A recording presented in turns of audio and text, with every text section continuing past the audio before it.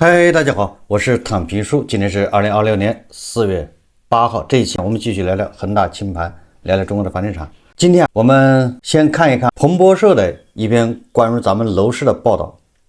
它這個報道是4月6號的，標題叫中國房貸資不抵債，迫使銀行創新應對，貸款機構正努力防止違約和止贖，以避免加劇全國住房危機。中國持續不斷的住房低迷正迫使銀行面對一個棘手問題，房地產價值不斷下跌，導致數百萬筆抵押貸款陷入資不抵債的狀態，加大了貸款機構和業主潛在損失風險。幕後，中國銀行家和官員們正採取創新舉措來控制事態。什麼意思？就給人感覺房地產危機已經燒到了銀行，雖然拖了4年5年，最終這個火還是蔓延到了銀行。當然我們也不能說現在就是系統性金融危機，總之火已經燒到銀行，我想大家能理解吧。開發商欠銀行的錢還不了，銀行手上拿的是開發商的地，那地也在貶值，按揭貸款的這些韭菜失業了，對吧？按揭貸款還不上，房子壓在銀行手上，銀行拿的又是房子，還有很多经营貸的，很多搞企業的創業的，把自己房子押給銀行貸了錢還不上，銀行手上又是房子。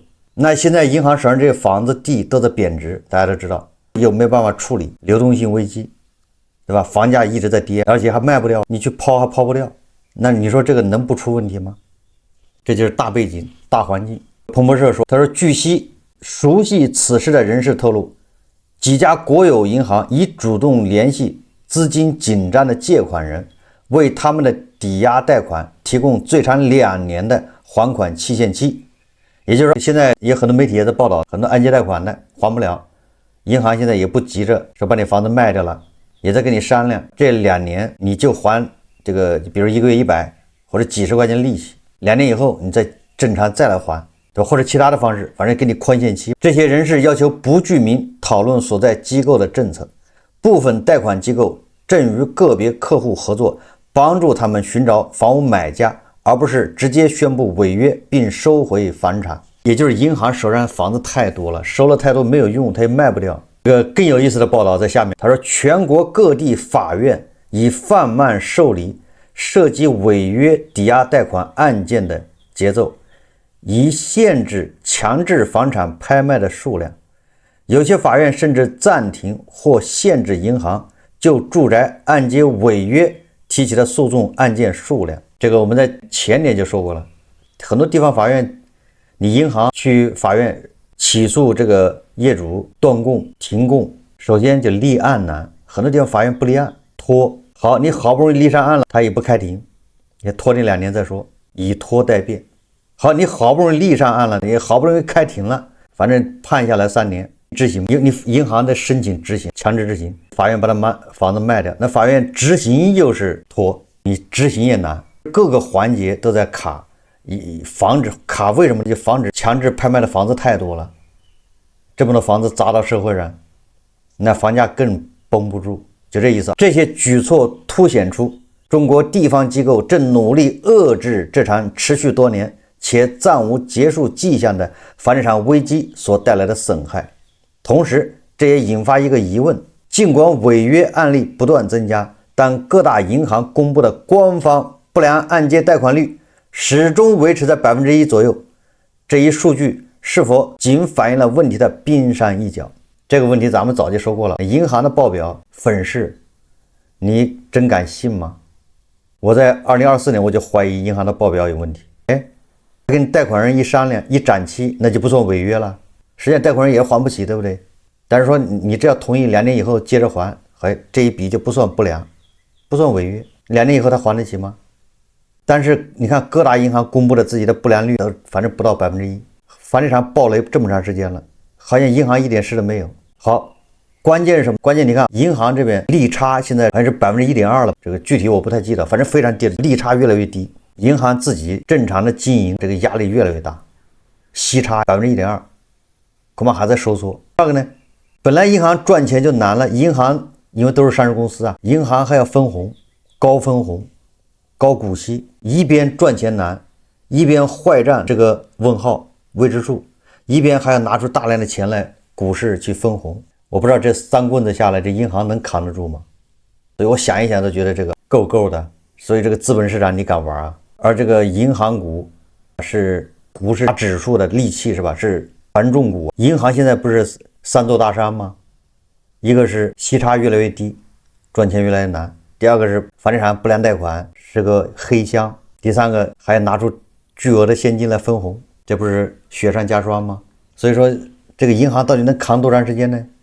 它那個蓋頭什麼時候掀開呢？它那個黑幕咱們什麼時候能看到呢？不知道，萬一要爆了，那這是大雷。這個文章說这是個謎，就這麼差，不良率一直是1%，你敢相信這些數字嗎？中國房地產低迷現已進入第5年，此前債務驅動的購房熱潮放大了購房者所承受的痛苦。根據私人部門指標，北京、上海等主要城市房價從峰值下跌超過1%，跌幅遠超官方數據。在經濟較落後地區，房價跌幅甚至更大，結果是數百萬中國公民如今欠下房貸金額已超過房產當前價值，即所謂的負資產，資不抵債，也就是去年咱們經常說的叫貸款賣房。什麼叫貸款賣房？你那個房子賣掉，你得到的錢還不夠還你欠銀行的那個貸款，這就是負資產了。而這個彭博社說，這有數百萬中國公民變成負資產。據彭博情報估算，價值數千億元的抵押貸款可能已處於負資產狀態。瑞銀集團預計2027年中國可能有330萬套住宅陷入資不抵債，那就至少有330萬個家庭已經破產了，資不抵債，房子不值欠銀行的錢，由此帶來房貸以及房屋為抵押的相關經營性貸款損失最高或達2320億元人民幣。這些數字雖然相對於未償貸款總額而言相對較小，但在中國的歷史上卻是前所未有的。中國當局希望避免出現像過去美國等主要經濟體那樣因指數引發的危機，也就是斷貸斷供引發的危機。2008年到2009年全球金融危機期間，美國住房市場崩盤，讓許多在市場峰值附近購房的美國人背負了嚴重資不抵債的房貸。據高盛研究，2010年美國有1/4的借款人處於負資產狀態，有些人選擇停止還貸，直接放棄房產，導致金融機構抵押貸款債券投資者蒙受損失，就是次貸危機。據官方數據，截至2025年底，中國住宅抵押貸款存量37萬億元，約占全部銀行貸款的 13.6%。2024年底前出現了一波提前還貸潮，當時銀行開始下調存量房貸利率，使未償總額從此前峰值有所下降。在住房繁榮期，數百萬中國公民還為公司業務申請了以自家房產為抵押的貸款，就是經營貸啊。瑞銀分析師認為，這些貸款如今已成為比傳統房貸更大的負資產隱患。此類經營性貸款對銀行而言風險更高，因為貸款期限較短，1到10年，意味着必須更快償還或再融資。瑞銀中國及香港房產研究主管林約翰在2025年11月份的一份報告中寫道，現金流問題而非房價下跌才是潛在違約的關鍵驅動因素。那現金流是怎麼導致的呢？對於牛馬和韭菜來說，他現金流問題不就是他失業了嗎？他失業了，他沒工資，他怎麼還按揭貸款？借款人放棄房貸的風險低於美國或其他市場，部分原因是後果極其嚴重。也就是說，美國人一看負資產他就不要了，但是為什麼我們這兒就是負資產你也不敢放棄呢？是因為後果嚴重，你要放棄。彭博社說，中国沒有全國性的個人破產制度，如果只屬房產拍賣價不足以覆蓋全部未償貸款金額，借款人仍需個人承擔剩餘債務。什麼意思呢？就是你要欠銀行100萬，你那房子只賣了40萬，那好了，40万給銀行，那你還欠銀行60萬，這個60万你終身是背着的，你就是吃糠咽菜，你也得把這60萬還上，除非你嘎了，你只要不死，这賬記得還，因為咱們沒有個人破產制度。這意味着購房者很可能需要交出其他資產，如儲蓄和未來收入來彌補差額。違約者還將面臨信用記錄受損，可能嚴重限制他們未來獲得貸款的能力。這些規則雖然阻止了個人輕易放棄貸款，但也讓銀行陷入困境。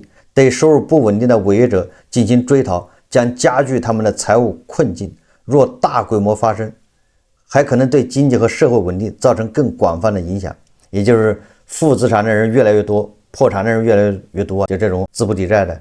那如果這個多到一定地步，那一定會出問題。國有銀行的使命決定了他們往往優先考慮公共利益而非利潤，因此幾乎沒有動力對陷入困境的房主採取強硬手段。部分銀行已主動聯繫面臨財務壓力的借款人，提出解決方案。他舉了一個例子，他說36歲的成都居民季安妮表示，去年他每月4500元的房貸還款讓他夜不能寐。那是一套他在2019年以140萬元購買的2居室公寓。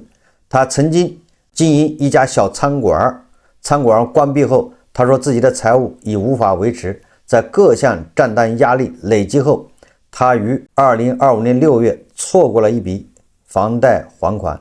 令他意外的是，1個月後，中國銀行的一名代表給他打電話，告知他可以只還貸款利息部分，最長2年，從而將每月的還款負擔幾乎減半。但這還不夠，9月，同一位銀行代表又為他提供了本金和利息均暫停還款6個月的方案。也就是你這6個月你1分錢都不用還，也不算違約，就往後順延，對不對？我原本已經做好最壞準備，以為房子會被收回。季安妮說，我只能隨波逐流，拖延總歸是好的，也許有一天情況會好轉。銀行把這房子收去，他也沒辦法，他也不上價錢，甚至還不一定能拍得掉。這種拍賣房子只能說房子少的時候才行。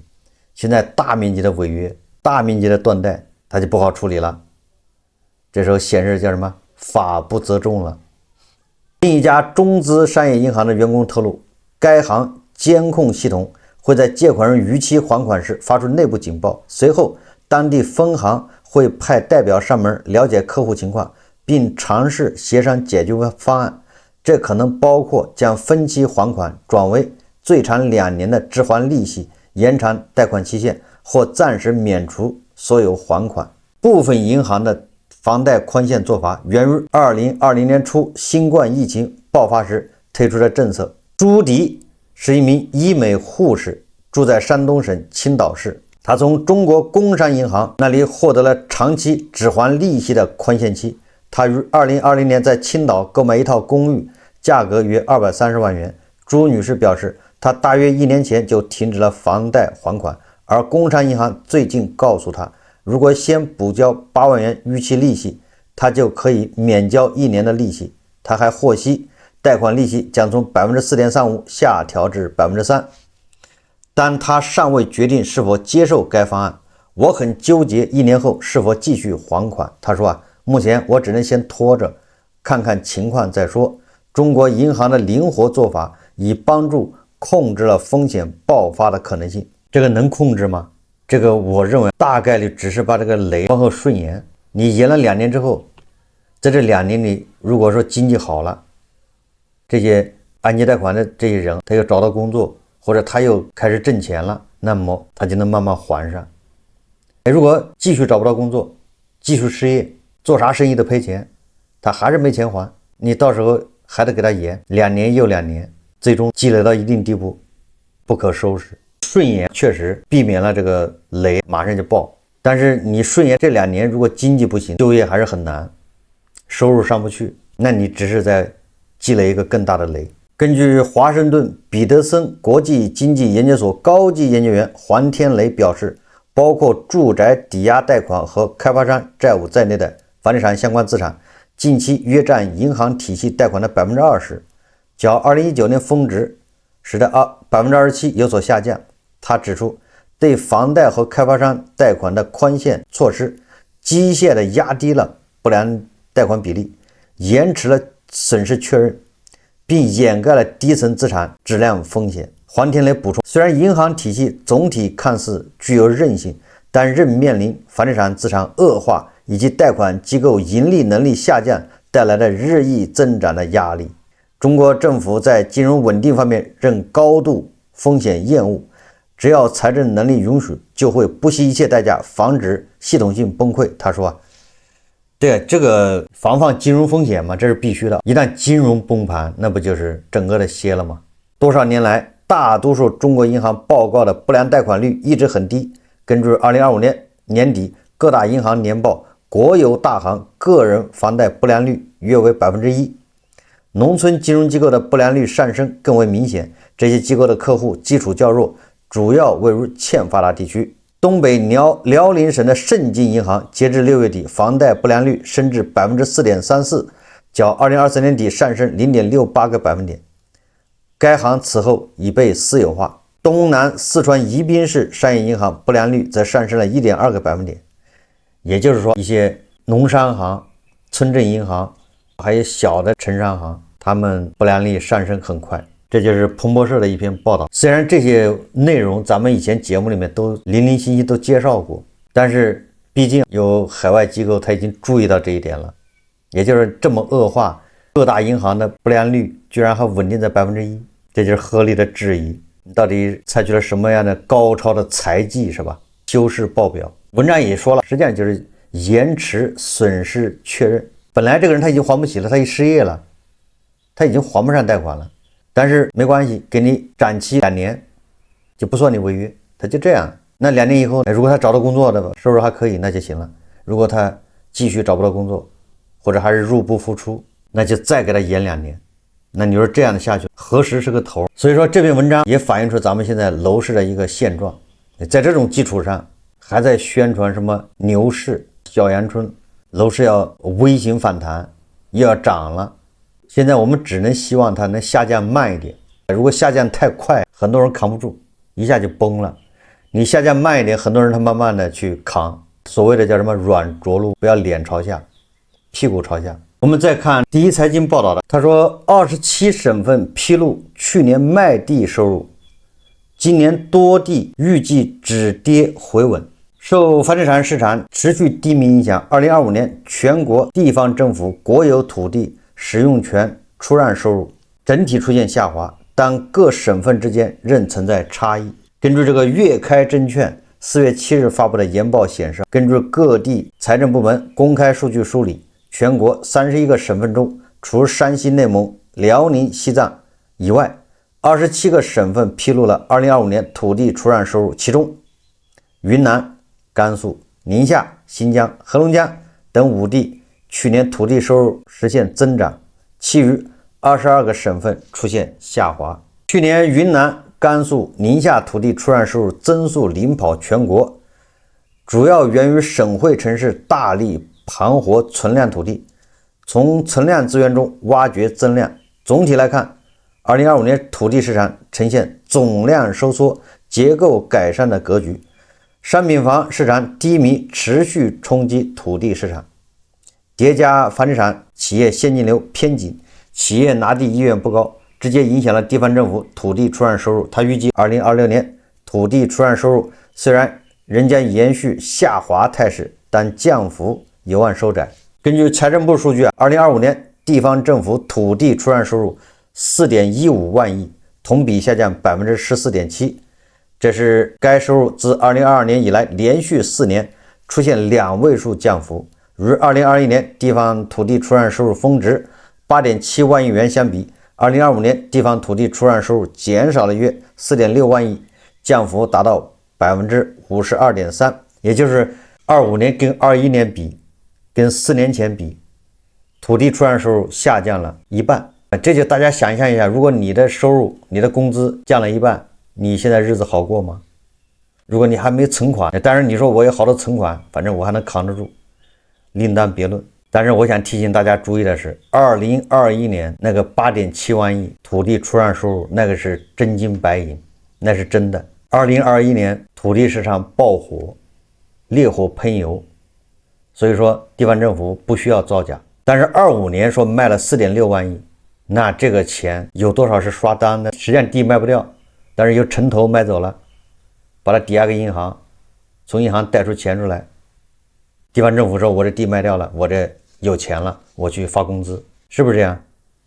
有多少是這樣刷出來的？所以說最高的時候8.7萬億那是乾貨，你現在的這個4.1萬億有多少水分呢？你這麼一想呢，你就知道地方政府日子多難過吧。具體的咱們就不說了，哪些城市在土地賣了稍微多了一點，只有4個城市啊，5個省份啊，賣地收入同比多了一點點，但是27個省份很多都是在下降的。我們要知道，現在新房庫存需要36個月消化，你現在一套房都不要蓋，就現在蓋好的新房都要賣3年才能賣得完。如果在這個時候你說土地出讓收入增加，就是賣地又開始多了，那你說是好消息還是壞消息？供應又增加，供應增加，你是36個月的催化，那更賣不掉。你土地增加了，比去年還增加了，對不对？但是如果你土地出讓不增加，那地方政府它受不了，它收入繼續下降。所以你看它這個矛盾的東西，進入4月份、3月份的小陽春就戛然而止了。無論是上海還是北京，現在是斷崖式下跌，但是不要緊，小作文又來了。一看這邊不給力，銷量上不去，沒得吹，那麼屢試不爽的小作文開始登台亮相，婉傳說王炸級穩樓市政策將出台，力度遠超以往，精準破解市場痛點。小作文提到，政策將圍繞需求端再鬆綁，供給端再優化，存量端再盤活，風險端再化解，4大方向發力，覆蓋信貸、財稅、土地、保障房等多個領域。這個是美好的願望啊，這就是許願，年年都這樣。這個幫助那些炒房的炒房客度過了一年又一年。這些小謠言、小道消息是那些炒房客能夠堅持下去、賴以生存的一些精神食糧啊！天天盼大招，好拯救他們，好讓他們扭虧為盈。實際上，現在的樓市已經一言難盡。我看有媒體統計的15個重點城市銷量這個數據是截止到4月7號，15個重點城市啊，北京、上海、深圳這些新房同比下降是5%，反正新房一直都不行，也不存在什麼小陽春，同比是下降5%。二手房是同比下降27%，也二手房斷崖式下跌嘛。這個月前7天已經下降了27%，所以說這個小陽春實際上是稍縱即逝。所以現在網上動不動就是女生滬漂3年想買房，賣家先漲15萬，無奈發帖求助，和房東心理預期差15萬元，有什麼談判技巧？這都是在制造焦慮，釋放焦慮。你說這有什麼談判技巧的？房東漲了15萬，你就不買就完了。你到10月份再買，或者11月份，房東不僅不漲15萬，恐怕還要再減15萬，對吧？你非要趕在小陽春的時候買，那沒辦法。談判技巧就是時間，你就往後等，它自然會降價。我今天在網上看了一個帖子，反映的是北京天通苑。這個天通苑應該很多人都知道，應該是碼農聚集地，而那地方碼農比例比較高。這個是一個網友4月7號發的一個帖子，他說天通苑的房半年了還沒租出去，租房會越來越便宜。這個在過去很難想象，天通苑還有房子租不掉的。他說我在天通苑住了幾年，這以前什麼樣？人擠人，地鐵站排隊排到天橋上，租房子靠搶，中介單房掛出一套，半天就沒了。確實這樣。現在說半年前我看過一套中介手裡的房，2居室，價格還算正常，當時沒定，想着再看看。半年過去了，那套房子還在中介的朋友圈裡掛着，隔三差五發一遍，連照片都沒換。我問中介這房子怎麼還沒出，中介苦笑，沒人問。更離譜的是，我對門那戶搬走也半年了，房東剛開始挺硬氣，少一分不租，3個月後降了300，又過2個月再降200，現在還是空着，半年的租金就這麼白白虧掉了。一套房空半年，放在5年前的天通苑，誰敢相信？以前是租客求房東，現在是房東求租客。以前你猶豫一天，房子就沒了，現在你猶豫半年，房子還在那兒，價格還更低了。說到底，人少了，北漂一茬一茬的走，房子一棟一棟的空着。天通苑這種靠人流撐起來的地方，一旦開始往外搬，空置就是時間問題。我現在判斷很簡單，租房会越来越便宜，這不是預測，是正在發生的事。空置半年什麼概念？房東扛不住的，最終只有降價一條路，你降我也降，隔壁再降，租金就這麼踩踏下去。對還在北漂的人來說，這也許是唯一的好消息。但是你想，連租房都只能靠越來越便宜來吸引人，這個城市留給年輕人的東西還剩多少呢？我很有發言权。天通苑以前那個地鐵是靠擠的，那上下班你要一趟地鐵你能擠上去，說明你挺厲害。現在我看很多網友發的視頻，那天通苑早上上班早高峰也没那么多人了，不知道人去哪儿了，非常奇怪，人一下就少了。我以前我有套房，那不是在天通苑，是在通州，那位置是非常好的，我就租给建行下面一个叫建信租赁，他就是银行，他收房子，他来往出租，我都觉得挺好的，把这给建行簽了個5年的合同，建行把他房子就搞成3個房間，就相當於公寓一樣的往出租。我通過 APP 就能看到哪個房間租出去了，哪個房間空着的。無論那房子租得出去租不出去，建行是1年給我多少錢，相當於建行從我手上租走了，但是我可以看到那個房子出租情況。結果我有一次沒事幹，我就打開一看，發現我那房子它永遠只有2個房間租出去了，這有一個房間永遠是空着的，它就租不出去，就一直是空着的。我一算，那他給我的錢和他收那2個房間的租金，他完全是倒掛的。那套房子建行一直在賠錢，那位置是很好的。最後因為簽了5年的合同，好像第4年的時候建行就扛不住了，給我打電話說他們不打算再租了，希望提前解約。建行叫建信租賃，他不光是我那房子不租了，他是整個通州他都不租了，都在賠錢。跟我說要整個在通州他就收攤了。你說說，等到房子還給我，我再出租的時候，租金直接掉了20%還是30%啊！無論什麼原因導致的，你租金再往下降，你說房價能穩住是嗎？這個不合理，對不對？租金再往下降，你房價就穩不住，就這麼簡單。那租金降的原因，那肯定是租房的人少了唄。為什麼租房的人少了？因為大家都離開北京了，因為北京他找不到工作，他在北京掙不到錢，完了之後生活成本還高，他被迫是吧，去別的城市了。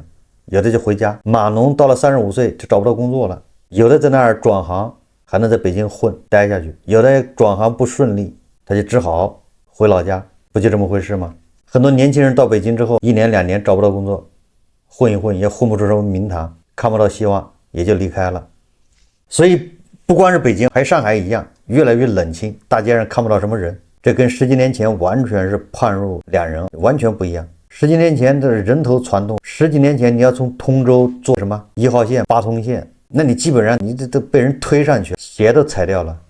經常有人坐過站，為什麼？因為到站他出不來，被擠在裡面。當然現在這一切沒有了，所以從人流也能看出房價能不能穩住。所以有經濟學家是吧，還在鼓吹什麼人口流入城市，房價還要漲，怎麼漲？所謂的人口流入恐怕接下來就達到一個頂峰就沒了。比如說上海，你現在看人口還在流入，但是接下來再過2年，它人口就不流了，人口也在萎縮，因為你很多人去了上海都找不到工作，越來越固化，反過來人口會流出。所以我覺得比如1線城市，它不是永遠人口都在流入的，它會達到一個平衡，達到平衡之後，說不定人口就開始下降了。